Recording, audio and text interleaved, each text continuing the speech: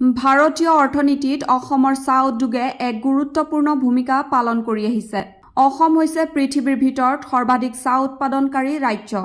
কিন্তু চাহ উদ্যোগত কপালৰ ঘাম মাটিত পেলাই কঠোৰ পৰিশ্ৰম কৰাৰ পিছত অৱসৰ গ্ৰহণ কৰা চাহ শ্ৰমিক ৰাইজে মাজে সময়ে নিজৰ প্ৰাপ্য ধন বিচাৰি হাহাকাৰ কৰিবলগীয়া হোৱাৰ অভিযোগ প্ৰায় উত্থাপন হৈ আহিছে। তাৰোপৰি একাংশ চাহ শ্ৰমিকে অৱসৰ গ্ৰহণ কৰাৰ পিছত জমাকৃত ভৱিষ্যত নিধি আৰু পেঞ্চনৰ টকাখিনিৰ মুখ নেদেখাকৈ মৃত্যুক সাৱটি লোৱাৰ সৰ্বজনবিদিত। শোণিতপুৰ জিলাৰ চাৰিদুৱাৰ চাহ বাগিচাৰ একাংশ শ্ৰমিক ৰাইজে বছৰৰ পিছত বছৰ ধৰি লাভ কৰা নাই ভৱিষ্যত নিধি আঁচনিৰ ধন আৰু পেঞ্চন। মিছামাৰী চাৰিদুৱাৰ চাহ বাগিচাখনৰ পৰা অৱসৰ গ্ৰহণ কৰা একাংশ শ্ৰমিকক বাগিচাখনৰ কৰ্তৃপক্ষই আজিও প্ৰাপ্য ধন প্ৰদান নকৰাৰ আন এক অভিযোগ তোলে। ইফালে ভৱিষ্যত নিধি আঁচনিৰ ধন আৰু পেঞ্চন বিচাৰি চাহ শ্ৰমিক ৰাইজে চাৰিদুৱাৰ চাহ বাগিচাৰ কাৰ্যালয়ত যাৱতীয় নথি পত্ৰ জমা দিয়াৰ পিছতো সুফল লাভ নকৰাটো অতি দুৰ্ভাগ্যজনক। অৱসৰ গ্ৰহণ কৰি মৃত্যুক সাৱটি লোৱা শ্ৰমিকৰ পৰিয়ালসকলে আজি ভৱিষ্যত নিধি আঁচনিৰ ধন আৰু পেঞ্চন বিচাৰি হাবাথুৰি খাবলগীয়া হৈছে। কাৰ্যালয়ে তাঁত বাতি কৰি প্ৰাপ্য ধন লাভ নকৰাত আজি সকলোৱে নীৰৱে।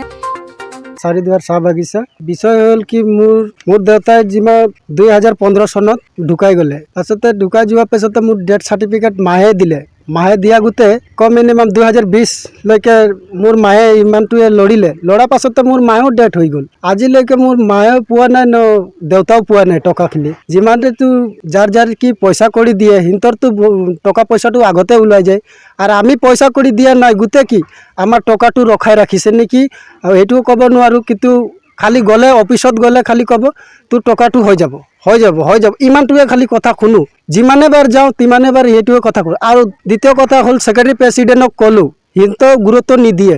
2015 8 বছৰ হৈ গ'ল পুৰা। দেউতাৰ 8 বছৰ হৈ গ'ল আৰু মাৰ হৈ গ'ল 2020ত। হয় গৈ মোৰতো চেণ্ডেলটো মানে 7,000 টকা মানে এনে পানীতে গ'লে ছাৰ। পানীতে গ'লে মানে কাগজ পত্ৰ বনাবৰ কাৰণে আজিকালিতো ইমান সহজ নহয় যে কাগজ পত্ৰটো ঘৰতে আনি দিব। কাগজ পত্ৰ বনাবৰ কাৰণে মোক 7,000 টকা গ'লে। 7,000 টকাতো মই কিবা এটা কৰিলোঁ হয়, গৰীব দুখীয়া মানুহ মই কিবা এটা কৰিলোঁ। আজি মা দেউতাৰ আশা আছিলে যে মোৰ ল'ৰা ছোৱালী কিবা এটা কৰি খাব। সেইকাৰণে মা দেউতাই বাগানত কাম কৰি ইমান টকা জমা কৰিছে। আজি কিমান টকা আছে যে সেইটোও মই ক'ব নোৱাৰোঁ যে কিমান টকা আছে। মই PF অফিচত এবাৰ ক'লোঁ PF অফিচ যাম বুলি, পাছতে সিহঁতে মানা কৰিছে মোক PF অফিচ যাবৰ কাৰণে। মোৰ মা 2020 চনত নাম কাটিছে, ৰিটায়াৰমেণ্ট কাগজ চাগজ চব দিছে, কিন্তু পইচা আজিলৈকে পোৱা নাই। আৰু ইয়াত মানে যাৰ নেকি 1 বছৰ হৈ আছে তেওঁ পইচা পাই গৈছে। কিন্তু ইয়াত মানে যোনে 1 বছৰ হৈছে পইচা পাই গৈছে সি মানে পইচা দিছে একাউণ্টত পইচা পাই গৈছে। আকৌ মেনেজাৰ তাত গ'লে কয় একাউণ্টেণ্ট মেনেজাৰ যাক তাত গ'লে সি কয় তোমাৰ কামটো কৰি দিছোঁ হৈ গৈছে পঠাই দিছোঁ। তাত তেজপুৰত গৈ খবৰ লওঁ নাই পঠোৱা একো নাই। এইটোৱেই আৰু আজিলৈকে মানে পইচা পোৱা নাই। আৰু ইয়াত মানে বহুত মানুহে পইচা দেৱৰাজ ভূঞা সি 10,000 দিলে, তাৰ দাদাৰ হৈ গ'ল পইচা। তেনেকৈ মানে ৰাজৱতী পৰ্জা 12,000 দিছে, পাউলুছ মুণ্ডা 10,000 দিছে, চানিয়া মুণ্ডা 3,000 দিছে, ৰাজেশ ঘাটোৱাল 3,000 দিছে, 2,000 দিছে, সাজেন ভূঞা 3,000 দিছে। এইটো ইহঁতৰ কামকেইটা কৰি দিম কাৰণে পইচা লৈছে।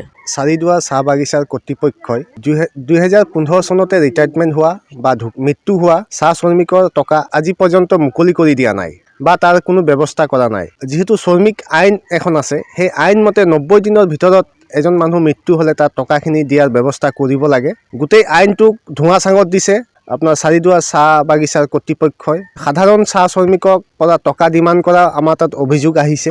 যিসকলে টকা পইচা দিব পাৰিছে তেখেতসকলৰ ধনসমূহ অতি সোনকালে মুকলি কৰি দিছে, আৰু যিসকলে দিব পৰা নাই তেখেতসকলৰ টকাখিনি আজি 8 বছৰৰ পৰা 5 বছৰ হৈছে টকাখিনি মুকলি কৰি দিয়াৰ ব্যৱস্থা কৰা নাই। তাৰ বাবে শ্ৰম বিভাগ শোণিতপুৰ জিলা উপায়ুক্ত সকলোকে আহ্বান জনাওঁ যে চাৰিদুৱাৰ চাহ বাগিচাৰ কৰ্তৃপক্ষক এই বিষয়টোৰ ওপৰত কফিয়ত তলব কৰিব লাগে।